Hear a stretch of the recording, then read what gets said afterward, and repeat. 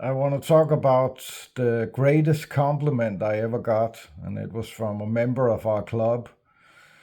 And he has been a member for some years now. And when we got to know each other, he was hanging around with some other guys from other clean and sober clubs. And I asked him why this club?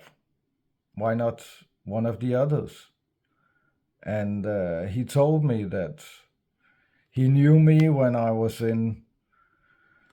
got in the 12-step program. He knew me when I started the club. He knew me when the club got to be an international club. He knew me when the club got to be Europe's largest clean and sober club. And he said, Thomas, you're the same person. No big egos. You're still humble. You're still smiling and helpful. And for me, that was the greatest compliment I could ever get. I was in another clean and sober club before I started my own, and I didn't really care to be there because for me there was too much bad attitude. And when I was in that club, they wanted me to be the president of the chapter I was in back then. And I said no, because I had only at that time 3 years clean and sober. So I was afraid that that much power or influence, or what you would call it, that will taint my clean time and maybe get me to relapse or just get my ego to grow out of hand, out of control. So I said no. And now, 10 years later, I'm international president of my own club. But hearing that how I feel, that's actually how some people or most people see me, as the same person, loving, kind. And I try to be very humble because I'm very grateful for where I am in my life today, that I was able to change my life. A lot of my friends back then, they weren't, and they're not around today. So for that, I'm really grateful. It's also hard to be a leader of a club, especially a big international, now the Europe's largest clean and sober club. I was thinking about the other day about a clip from the series Yellowstone, where Kevin Costner is sitting on the porch with his son standing beside him, and they're listening to music from the barn, and his son, he asked if they should go down and join the party. And Kevin Costner, his father, says that I was never good at being a leader and a friend at the same time.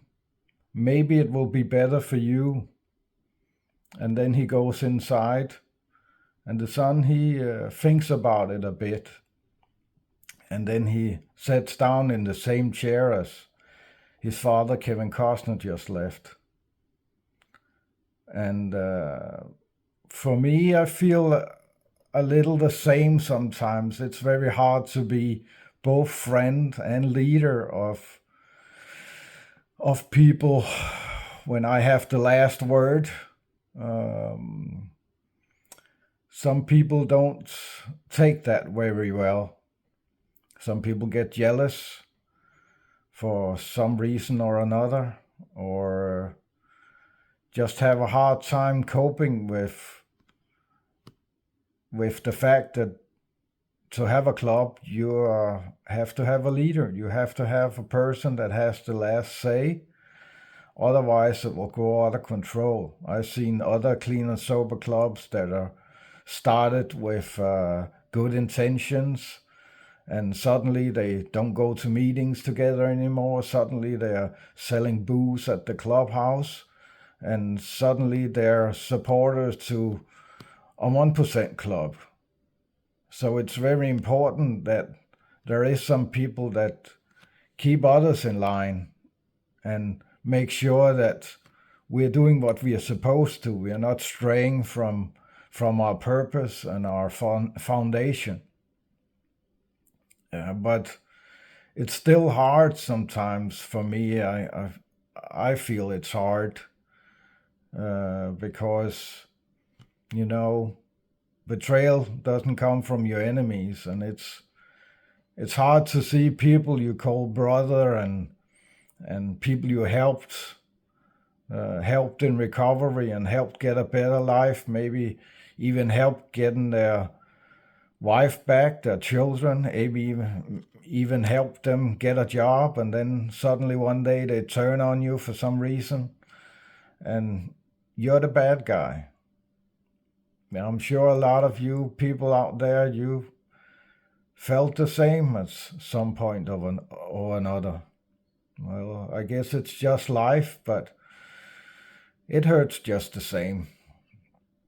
And for me, it's worth it. It's worth the suffering and feeling that you wasted your time, because deep inside I know I didn't. I would do it again because I don't want to judge new people I meet on my path by something other people in my past did. I cannot judge them what has been done to me, because they didn't do it. It wasn't them. So if I'm always going around and thinking that people have ill intentions and want to do me harm, then that's not a very nice place to be. So for me, it's very important to think the best of people until the opposite is proven. And I believe I done that for the most part in my life. I treat people equally and with kindness, and if they can't return it, then I'll move on. I move on to people that give me the same kindness and respect that I show them. So what am I saying with this? I just think I'm a little hurt today because a person I liked and called a friend, he turned out to be different than I thought he was. And maybe he's just not in the same place in his life as I am. So we can't connect, and that's okay. But it's still a loss. And at a loss, you still have to get over it. There's still pain, even though it's not a breakup like a girlfriend, or it's not a loved one that's lost. It still hurts.